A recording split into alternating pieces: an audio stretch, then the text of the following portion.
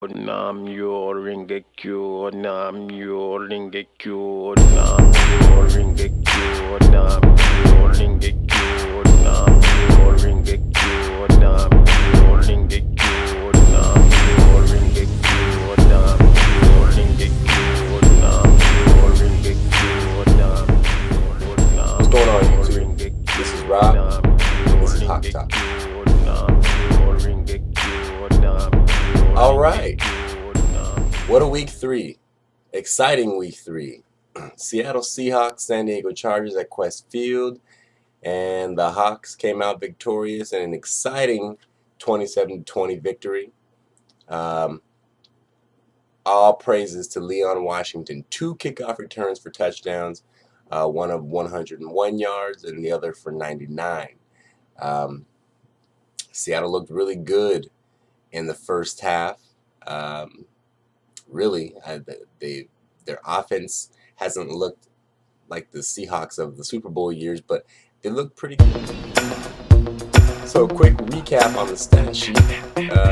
San Diego, Rivers, 455 yards, 2 touchdowns, threw 2 picks, though, 2 costly picks. Tolbert, 17 for 73, had a pretty good day. Sproles just rushed once for 16 yards. Gates, 7 catches for 109 yards on a touchdown. Malcolm Floyd, 6 for 97 and a touchdown. Buster Davis, 3 for 82. Chargers held onto the ball for 36 minutes and had 5 turnovers. Seattle, Hasselbeck, 19 for 32, 220 yards, 1 touchdown, 1 pick. Not too bad. Forsett had 17 rushes for 63 yards. Carlson had 5 catches for 61 and a touchdown. Branch, 5 for 60. Mike Williams, 2 for 35. Hawks held the ball just under 24 minutes. 2 turnovers. And then obviously Washington had those 2 beautiful kick returns for touchdowns. Okay, I got to take a minute here to, I don't want to say apologize, but maybe belay my last statement that I made on one of my previous videos. Got a couple of comments on it, and people thought it was pretty funny about my whole rant about the Chiefs. The Chiefs? The Chiefs? Yeah, you know what I'm talking about. Yeah, the Chiefs. The Chiefs are 3-0. And, I'm starting to think, maybe I shouldn't have made so much fun of the Kansas City Chiefs because they're looking okay. I mean, they're looking everywhere bit as good as Seattle. They beat San Diego. They squeaked by San Diego. And this week they beat San Francisco, and they beat San Francisco into the ground. So the Chiefs are 3-0. The Chiefs are first place in the AFC West, and I was making jokes about it before, but now, hey, you know what? They got a better record than my team, and they're 3-0, and who knows? Going into their bye week, they might be undefeated. So I have to go ahead and make that statement because if the Chiefs mess around and win the division, I'll have to open my mouth and put my foot in it. And so before that happens, I want to go ahead and say, hey, Chiefs, more power to you, and hey, good luck. Beat the Chargers again.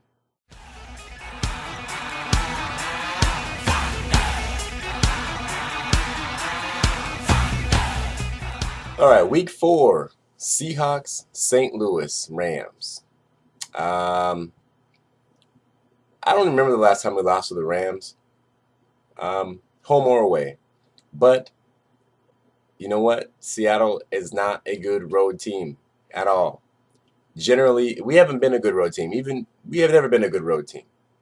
It's been a long time since we haven't been a good road team in a while. So, but generally speaking, you can call it good when you go to play St. Louis because they've just been horrible for years and years in a row. And so it doesn't matter if you're a horrible road team, you can beat the Rams in their house. You almost want to just, not even think about this game and move on to the next one. But if, I don't want the cliche police to be called on me, but you got to take it one game at a time. So, Seattle's going to go into St. Louis. and should be a pretty good victory against St. Louis. Now, granted, St. Louis did take Washington to the wire and ended up beating them, which is something to be said about that.